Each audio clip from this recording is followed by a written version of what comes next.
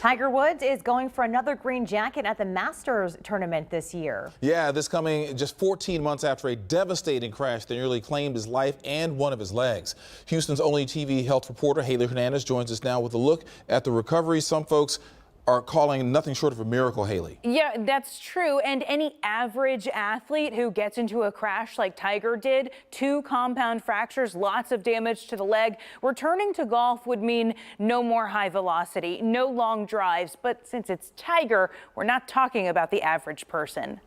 It would be very, very statistically unlikely that he'll come back at the same level he was at before.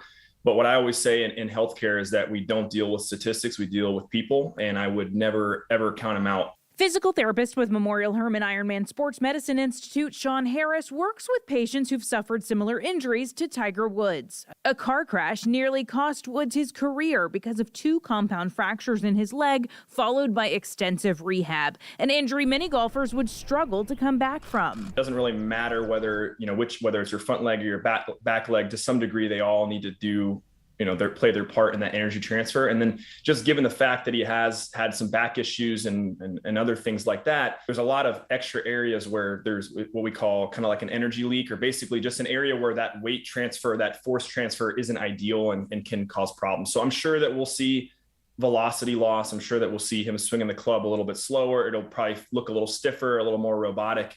Woods says he's ready to tee up. That's not his main concern. Walking is the hard part. This is normally not a easy walk to begin with. Harris explains why walking adds a new challenge to his game. He's got hardware in the bone, and when you put pressure on it, when you walk repetitively over time, it's going to swell. The bone is going to react to the hardware and to the injury. It's going to swell. So from a 4-hour, 5-hour being on your feet the whole time, there's going to be some level of swelling and things like that are definitely going to play a factor. And you can imagine if, hitting accurately on the first 3 holes, every single little bit of swelling, a little bit of discomfort, a little bit of stiffness, that's going to add up as the day goes on. Now, he says that's already a challenge to pro golfers. After playing days at a time, their legs are tired, they have swelling. So Harris says that that's definitely going to be a factor in Woods' performance. Yeah, something that we usually don't pay attention to as spectators. It's great to see Tiger back, but we know that he's not able to use a golf cart because that's against the PGA Tour rules, right? Yeah, actually, we do know that that's against the PGA rules.